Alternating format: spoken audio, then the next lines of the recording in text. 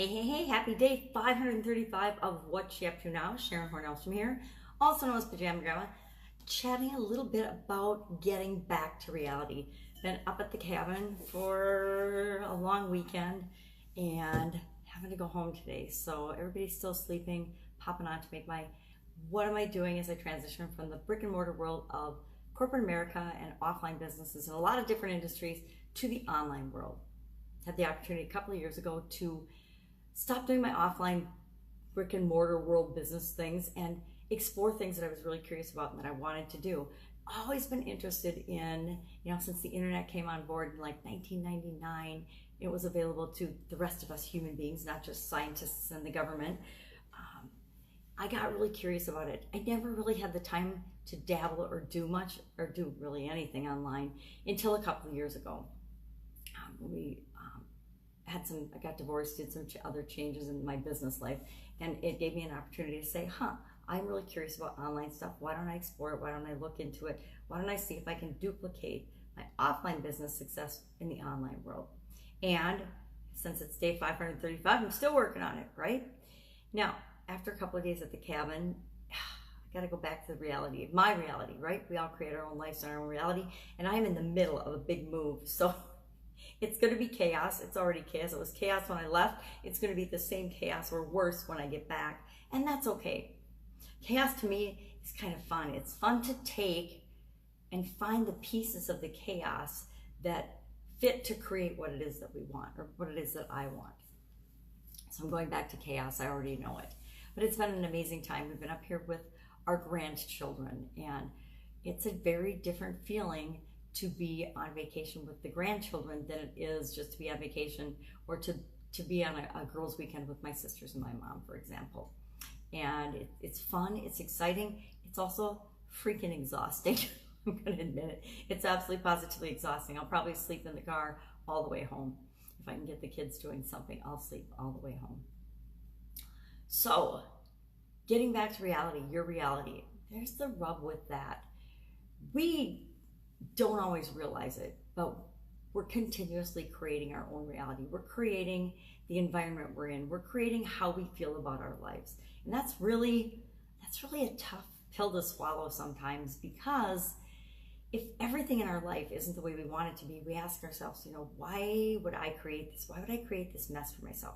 And I'm not sure why is the best question for that, because I think the answer is always because we need to learn a lesson. There's something we need to get out of this situation, or there's some way, shape, or form we need to grow and become a better person or learn more about ourselves. That's why. So that's always why. I think that's the first question we always ask, and it's the hardest one to answer. But when we answer that why, that triggers the lesson, and then we don't necessarily have to repeat that particular form of reality in the future.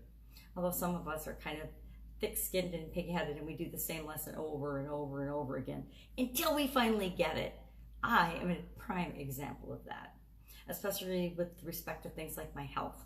I had to have progressively harder health challenges and health lessons until I realized, oh my gosh, I have to take care of myself. I have to eat. I have to move. I have to think good thoughts. I have to actually take care of myself if I'm going to take care of anyone else. Oh, that's a newsflash. It's funny because we hear these things. We all know what we need to do. We all know what's best for us. We actually all know what feels good for us, but how often do we not do it? So often it's kind of the definition of insanity, where we keep doing things over and over again that we know are bad for us, or that aren't good for us, or aren't in our own best interest. We just keep doing them until finally we hit a wall and it says, yeah, stop doing that. That's not going to work anymore. So back to reality. Heavy sigh.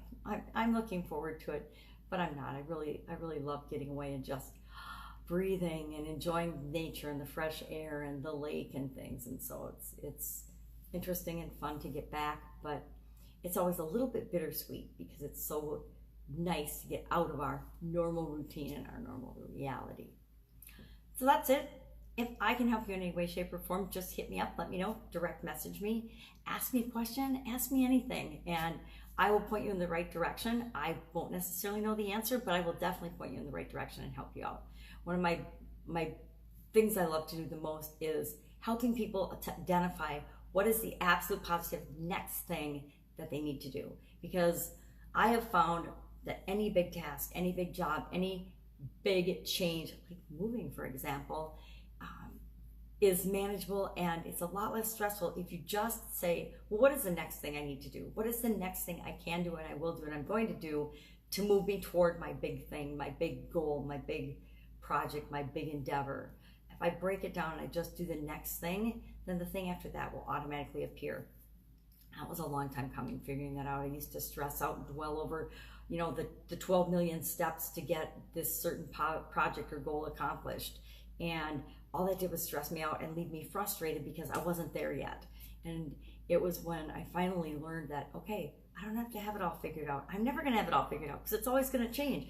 I just need to know the next thing. What is the next thing I need to do to move me in the direction of that? Now, that requires that I know what my big goal is, that I know what I'm working toward or where I'm going, at least the general direction of where I'm going. And then I take that step and all of a sudden more steps appear.